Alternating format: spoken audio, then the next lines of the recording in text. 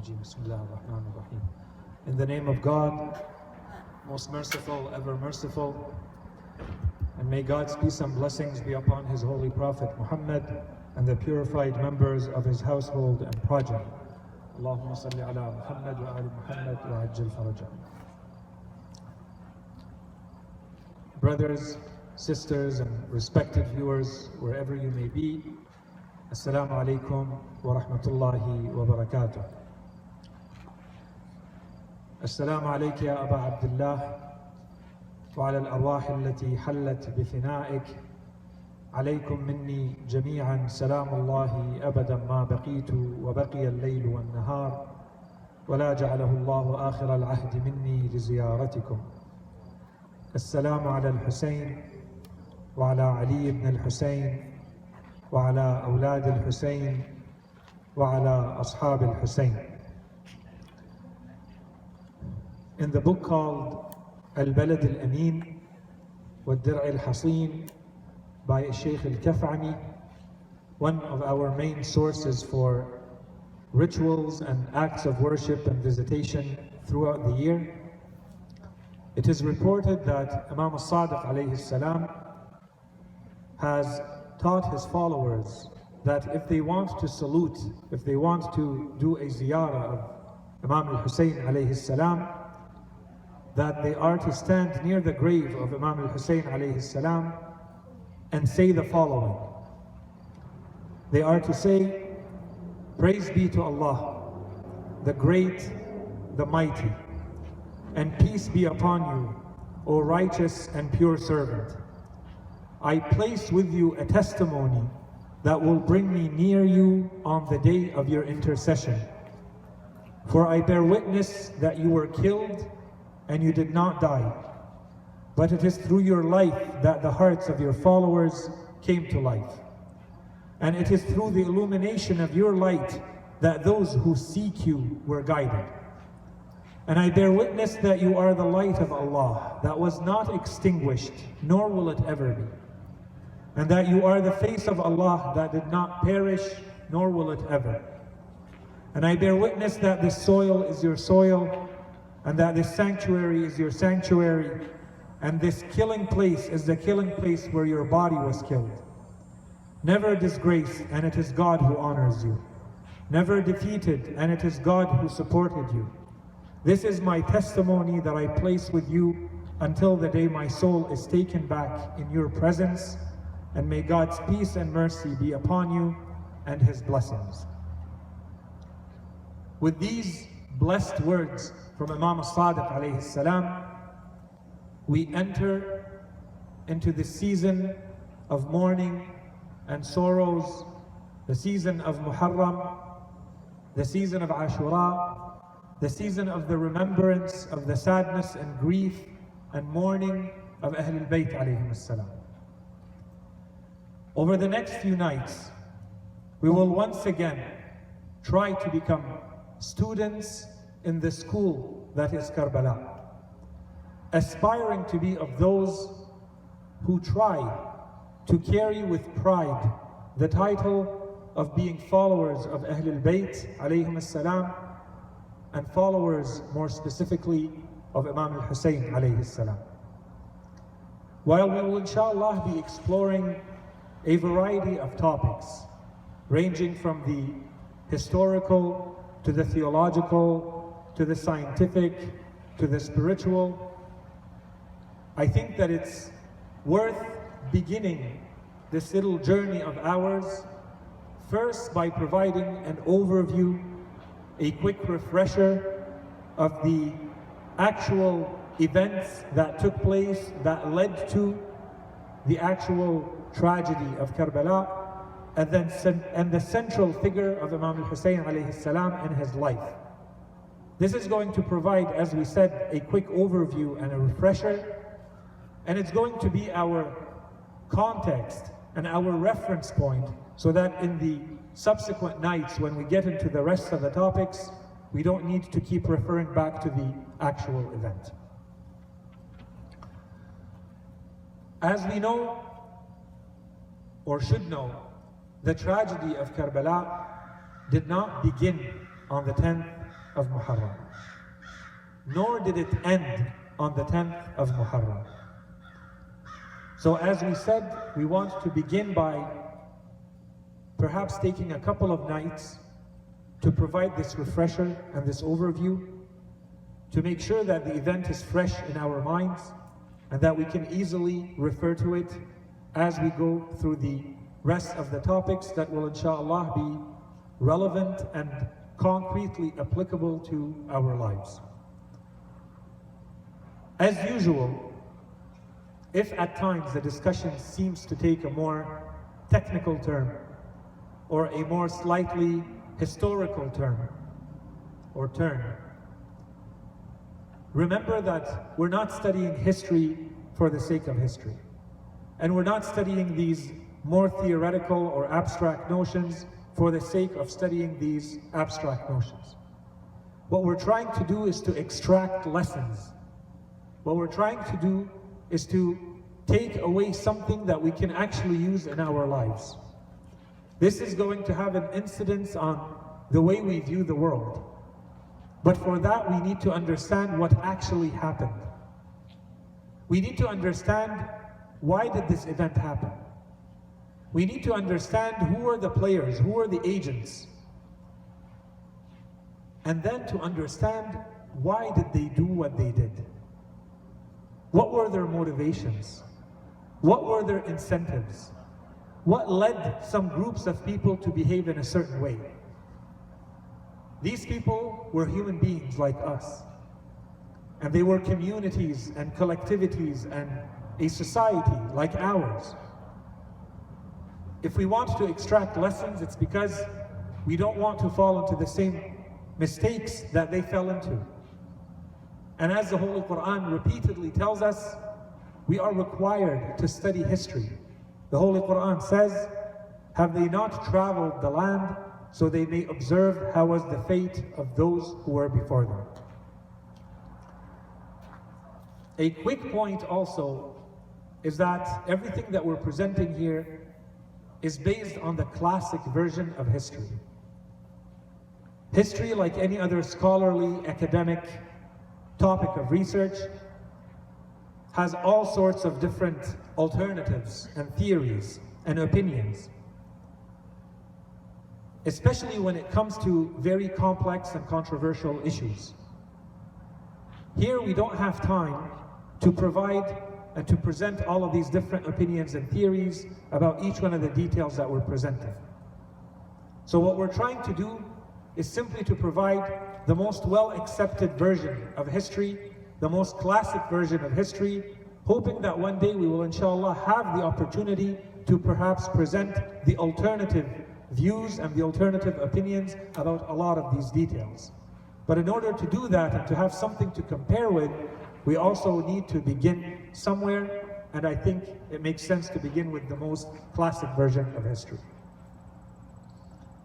So without further ado, let us start this overview by looking at the life of Imam al Husayn alayhi salam.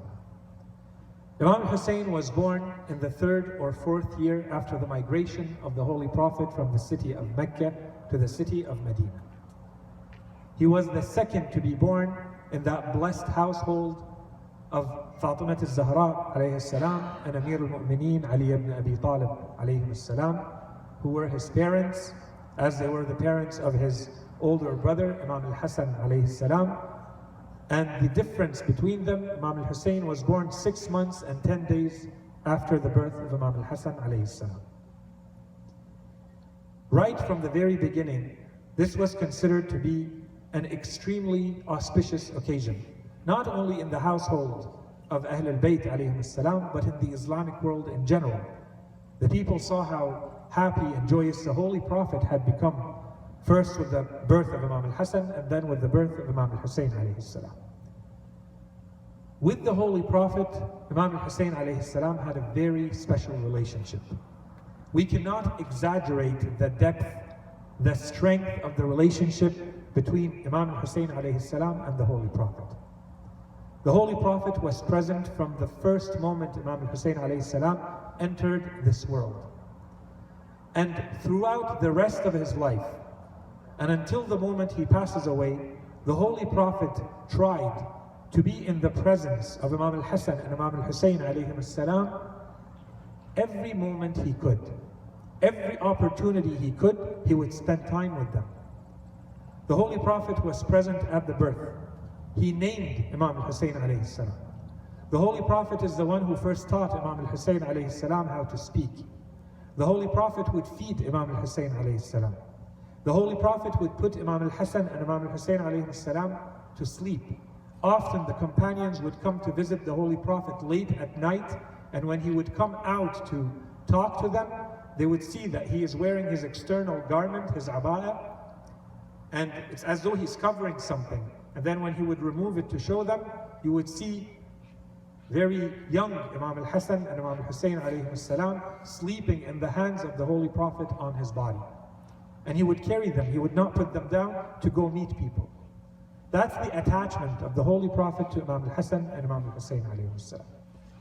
And if we go to the rank and the status and the merit and the position of Imam al Husayn alayhi salam, specifically, there are dozens upon dozens of narrations from the Prophet about who Imam al Husayn is.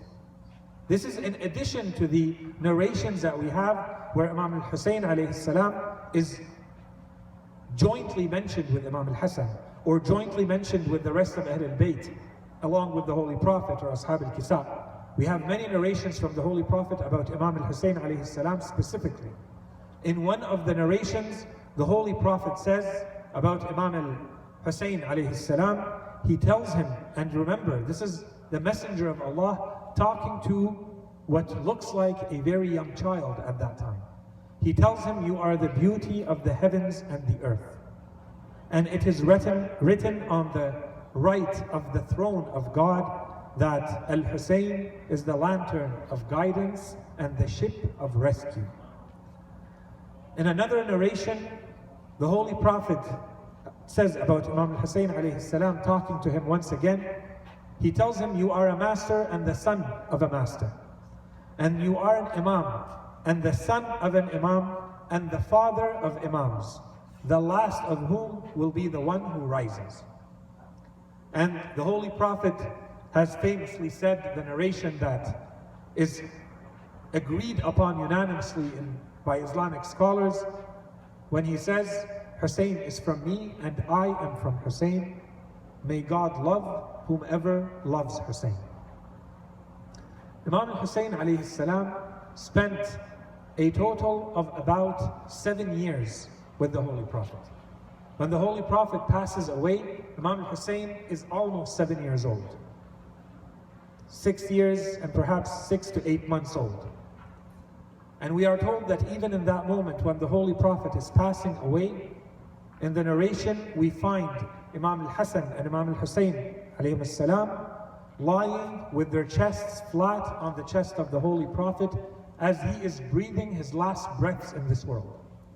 And in the narration, Imam Ali alayhi salam came to remove them, to give a little bit of space to the Holy Prophet as he seemingly looks like he is suffering and about to pass away, and the Holy Prophet refuses. And he tells Imam Ali alayhi salam, "O Ali, let them take a little bit more of me and let me take a little bit more of them." And so we see that Imam al Husayn alayhi salam was with the Holy Prophet, and the Holy Prophet was with Imam al Husayn alayhi salam from the moment he was born until the moment the Holy Prophet leaves this world. When the Prophet passes away, a few months later, as we all know, his mother, Fatima al-Zahra, passes away as well. Imam al Husayn, as we said, is about 7 years old here. And of course, Imam al Husayn alayhi salam witnessed the events that took place as the Holy Prophet passed away, and Bani Hashim were busy with the burial rites of the Prophet, while the rest of Quraysh were busy trying to decide who would become Khalifa right away to replace the Prophet. And then he witnessed the events and how the right of his father, of Imam Ali alayhi salam, was taken away, was usurped, how their house was attacked, how Fatima al-Zahra, his mother, went and delivered her sermons, including the famous sermon of Fadak. Imam al-Husayn alayhi salam lived through those events.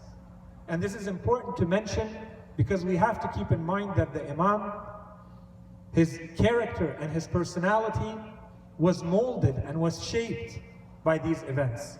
No one can say that the Imam did not understand what was happening. He understood very well, and he would refer back to those events throughout his life and until the events of Karbala. So it is important to keep those events in mind. After the passing away of Fatima al-Zahra and the Holy Prophet, Imam al Husayn alayhi salam falls under the care of his father, Imam Ali alayhi salam. And once again, and perhaps this is an area that requires much more study and much more discussion than we are accustomed to and that we find, this very strong bond and relationship of loyalty and servitude from Imam al Husayn alayhi salam to Imam Ali. Not because he is his father, but because he is the Imam. It's a relationship of a student to his teacher, of a servant, of an aid and a support. Right from the beginning, he remained by the side of Imam Ali alayhi salam along with his brother Imam al-Hasan throughout the Khilafah of Abu Bakr, and then Khilafah of Umar, and then the Khilafah of Uthman.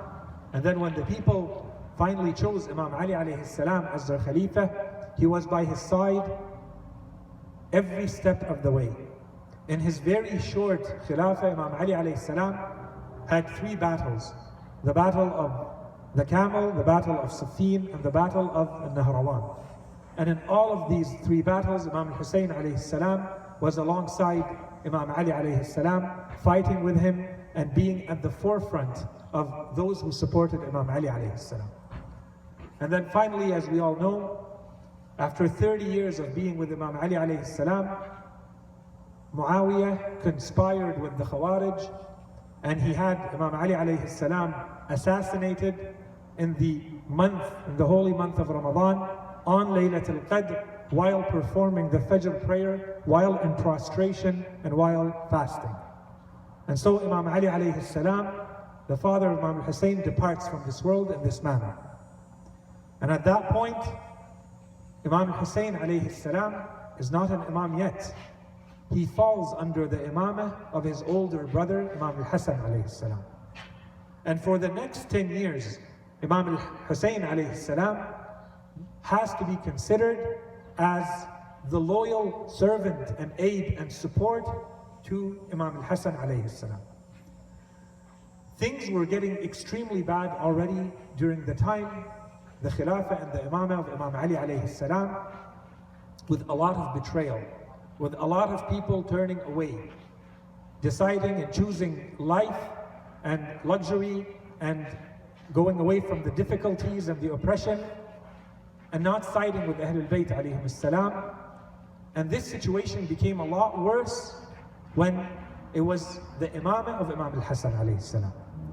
During his time, the betrayals and the treachery and the cowardice of those who should have been the followers of Ahlul Bayt alayhim salam was reaching unprecedented heights. And so you find that if you read the biography of Imam al-Hasan alayhi salam, you find those who are with the Imam are constantly being tricked and duped and bribed into being disloyal to Imam al-Hasan alayhi salam. Imam al-Hasan would perform his prayer while wearing a shield because he knew that his own army might assassinate him. And Imam al-Hasan alayhi salam actually suffered an attack, an assassination attempt from his own people. They poisoned a dagger and tried to kill the Imam, except that the dagger, instead of hitting the Imam in a fatal manner, they missed and they hit the thigh of Imam al-Hasan alayhi salam, and it went all the way to the bone, and Imam al-Hasan alayhi salam was carried away to heal. And during those times, Imam al-Hasan alayhi salam knew that his true followers, those who should have been his true followers, were very, very rare. Even those who were calling themselves his followers and his Shia were in fact confused and misunderstood the positions of the Imam, and were not all of them on certain footing that they would actually be with the Imam in every decision. And this became apparent later. The Imam knew that those who would be very loyal to the Imam were very, very few. And the Imam wanted to preserve them for something that would be happening later. If he went to battle with Muawiyah, with those few people, he along with them would end up dying for nothing. They would stand up for the truth, but nothing would ensue out of this. Nothing would happen. No good would come out of it. No greater good would come out of it. So instead, the Imam, in his genius manner, forced Muawiyah into a peace treaty. And if you go into the conditions of that peace treaty, you see that the Imam basically imposed on Muawiyah conditions that would make him an autonomous Khalifa without calling himself a Khalifa. He would be able to rule autonomously over his followers. He would have financial independence. He made Muawiyah promise that he would not persecute the Shia and persecute people for their beliefs. He made Muawiyah promise that if Muawiyah is to die, the Khilafah would go automatically to him, Imam al Husayn, and if he is not alive, foretelling of things to come, then it would go automatically to his brother Imam al Husayn. And Muawiyah quickly accepted, and then he realized that the Imam had been smarter than he was, and he was very angry. And he afterwards said that all of these conditions mean nothing to me, and this peace treaty of Imam al Husayn is under my feet. And this is to be expected from the enemies of Islam. But the calamity was that when you look at the manner in which those who were supposed to be the followers of Imam al Husayn dealt with Imam al Husayn, they misunderstood Imam al Husayn. Those who were supposed to be his commanders, those who were supposed to be his Shia, misunderstood the strategy of Imam al Husayn and what he was doing. We have a number of the companions who came to Imam al Husayn alayhi salam and who said to him, one of them was Sulaiman ibn Surad al-Khuza'i, one of them was Musayyib ibn Najabah, we even have Hijr ibn Adi, we even have Jabir ibn Abdullah al-Ansari. They came and they disrespected Imam al Husayn alayhi salam. They questioned his decision. They told the Imam, you have 40,000 fighters who are ready to fight Muawiyah with you, and here you are accepting a peace treaty with Muawiyah. Hijr ibn Adi told the Imam, and he was a great companion and a great follower of Imam Ali alayhi salam. He told Imam Hassan alayhi salam, I wish that you had died on that day and that we would have died with you so that we never see this day. The group of Muawiyah have left happy and we have left sad today. May we never have seen a day like this. Even people like, as we said, Jabir ibn Abdullah al-Ansari and others, that it would be surprising to see their names. They came and they disrespected Imam al-Hasan alayhi salam. And this continued, and until today, there are people, even within the Shia world, even of the followers of Ahl al-Bayt, who misunderstand the positions and the strategies of Imam al-Hasan alayhi salam. They fail to study it properly, and they question, to the point where they even question his imamah. And I don't have time now to go through a narration, perhaps we can leave it to tomorrow, that will inshallah help us understand these positions of the imams. And why is it that we see perhaps what we consider to be so much difference in the manner in which some of them dealt with the circumstances of their time. So in any case, after this peace treaty was signed between Imam al-Hasan alayhi salam and Muawiyah, Imam al-Hasan went back to al-Madinah al-Munawwara and Imam al-Husayn followed him. And already at that point, there are people who started coming to Imam al-Husayn, telling him, perhaps your brother is a man who is much more inclined to peace.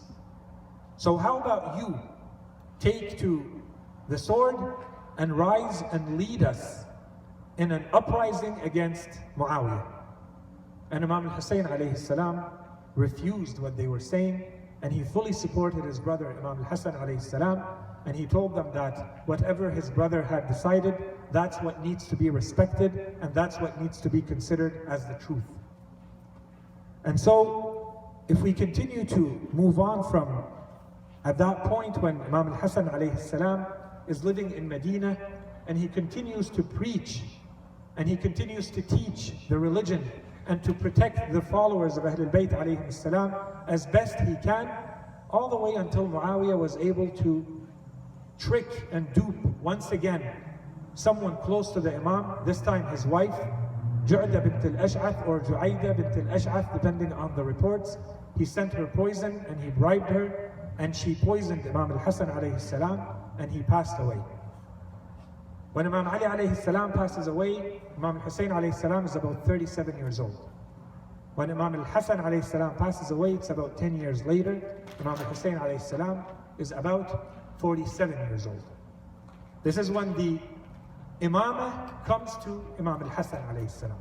He becomes the imam. He needs to step up and lead this ummah, while Muawiyah has declared himself as the official Khalifa, and we know of the world of corruption and oppression and tyranny that existed at that time. Very quickly after the passing away of Imam al Husayn alayhi salam, Muawiyah started escalating his oppression. He continued to identify those who were allies of Imam Ali alayhi salam and who were allies with Imam al Husayn and kill them one by one, get rid of them one by one. And slowly he was starting to prepare the grounds so that if he were to die, the Khilafah would not go to Imam al Husayn alayhi salam as he had agreed, but that it would remain in his own family and it would go to his own son Yazid.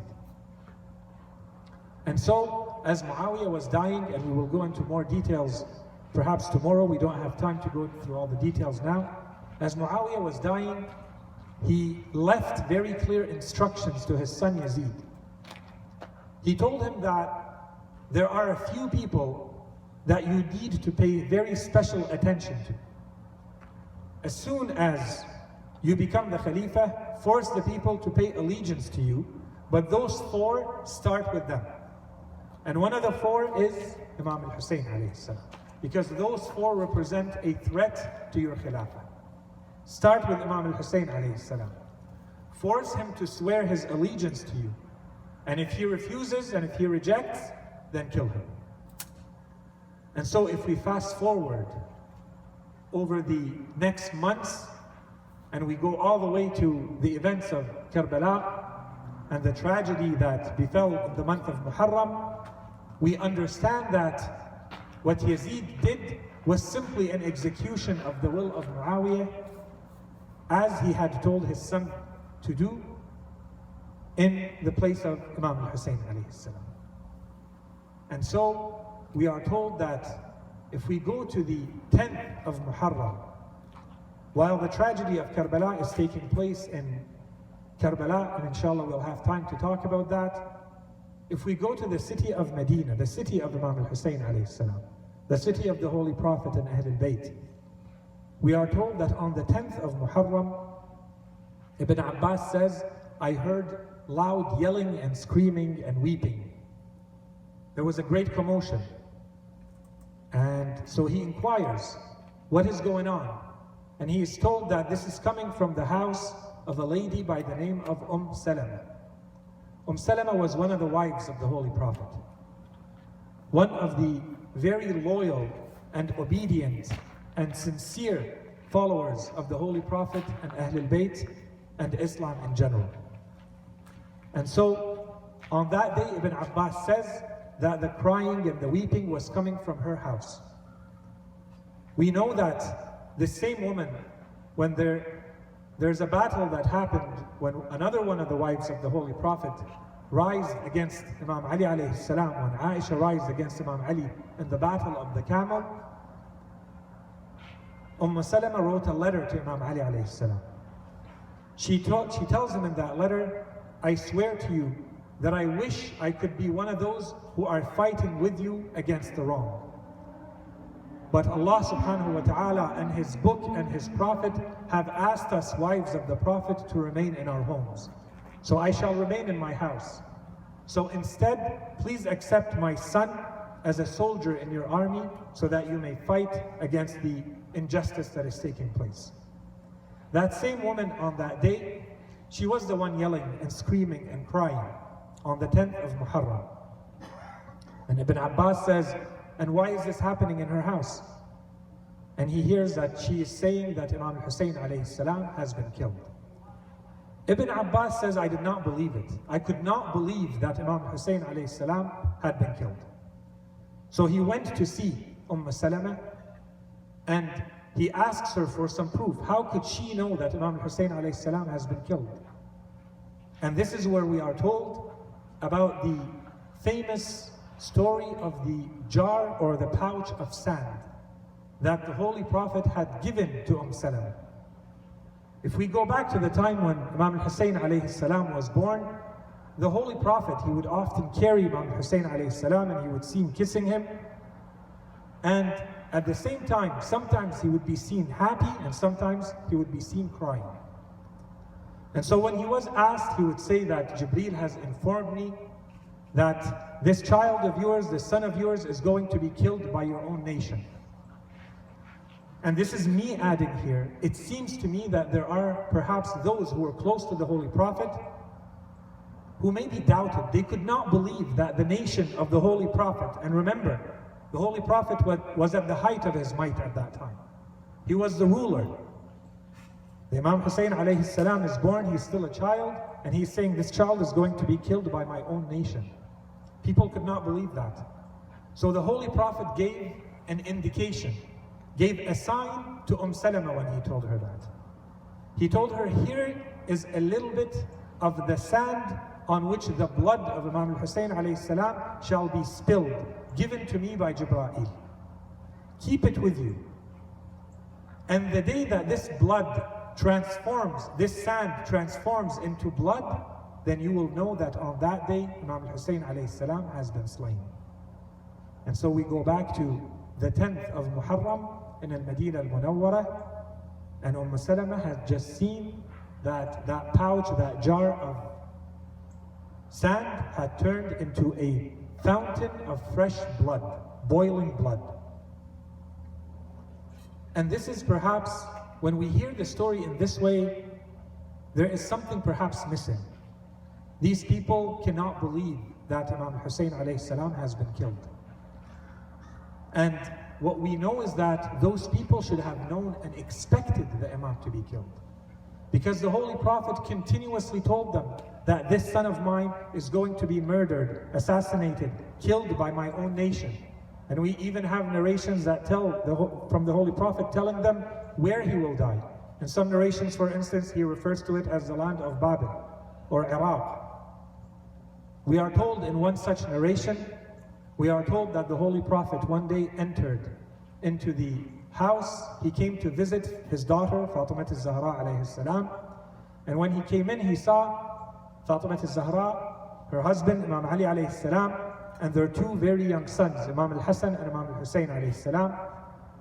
And when he saw them, he got very happy. He came, he stood in the middle, and he prayed 2 rak'at. After which, he performed a sujood. And then that sujood lasted for a long time, and then the Holy Prophet started crying in his sujood. And Ahlul Bayt alayhim as-salam, being who they are, when they saw the Holy Prophet crying, they started crying as well. They don't know why the Holy Prophet is crying, but the sight and their attachment to the Holy Prophet also makes them cry. But they don't know what's going on. After a while, the Holy Prophet raises his head and he calls Imam al Husayn alayhi salam to him. And he tells Imam al Husayn, he starts kissing Imam al Husayn alayhi salam, and he kisses him on his eye, he kisses him on his mouth, he kisses him on his neck, and then he lifts his shirt and he kisses him on his chest and elsewhere on his body. And everybody is looking, but no one is saying anything.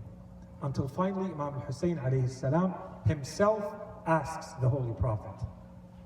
He tells the Holy Prophet, and Imam Husayn alayhi salam at that point is about 4 years old. He tells the Holy Prophet, why did you just do what you did? You came into the house and you were happy and you prayed and you did the sujood, and then you started crying and you started kissing me.